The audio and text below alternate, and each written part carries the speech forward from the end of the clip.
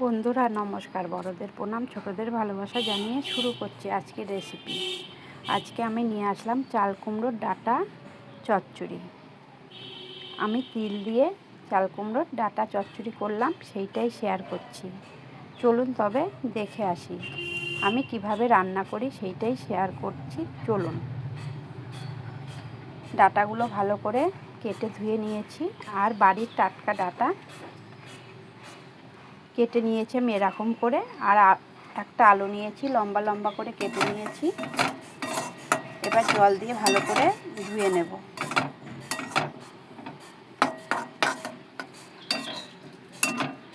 বারবার করে ধুতে হবে।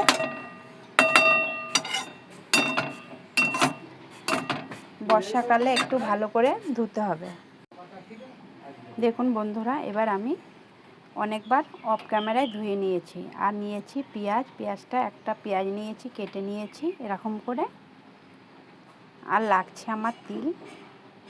এরকম তিল দিয়ে আপনারা চাল কুমড়োর ডাঁটা রান্না করে দেখবেন। সত্যি বলছি বন্ধুরা, অসাধারণ হয় খেতে। সর্ষে খেলে গ্যাস অম্বল হয়, ওর থেকে আপনারা তিল দিয়ে রান্না করবেন, পোস্তর মতন কাজ দেবে। পোস্তর যা দাম, পোস্ত তো আমাদের মতো মানুষ আমরা খেতেও পারি না।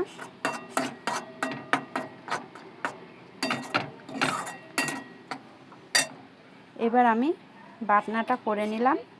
এদিকে কড়াই বসিয়ে দিয়েছি, কড়াইয়ে দিয়েছি সর্ষের তেল, আর ফোড়নে দিয়েছি কালো জিরে, আর দিলাম পেঁয়াজটা আমি ভালো করে ভেজে নেব। বন্ধুরা, আমার ভিডিও যদি ভালো লাগে আমার পাশে থাকবেন। অনেক অনেক ভালোবাসা বন্ধুদের জন্য, এভাবে আমাকে সাপোর্ট করার জন্য। পেঁয়াজটা আমার ভাজা হয়ে গেছে, তারপরে দিয়ে দিলাম আমি চাল কুমড়োর ডাঁটা আর আলু।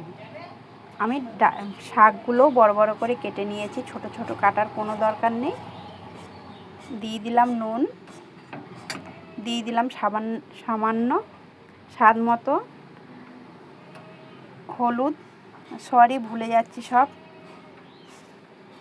আপনারা বুঝে নেন।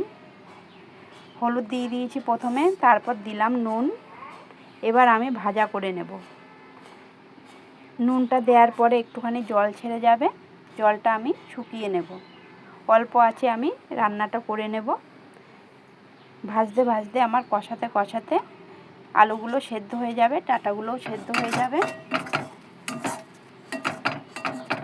দেখুন বন্ধুরা, আমার প্রায় সেদ্ধ হয়েই গেছে। এবার আমি দিয়ে দেব তিল বাটাটা।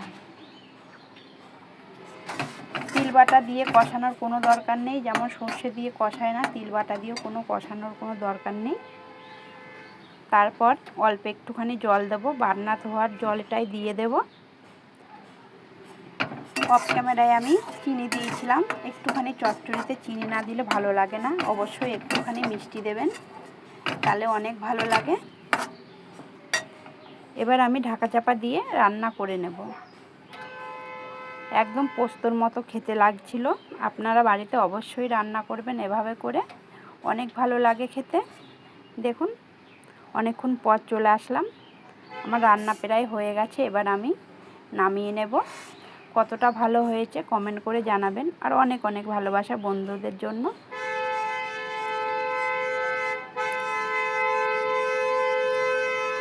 নমস্কার বন্ধুরা, আবারও আসবো অন্য একটা রেসিপি নিয়ে। ততক্ষণের জন্য ভালো থাকবেন। টাটা।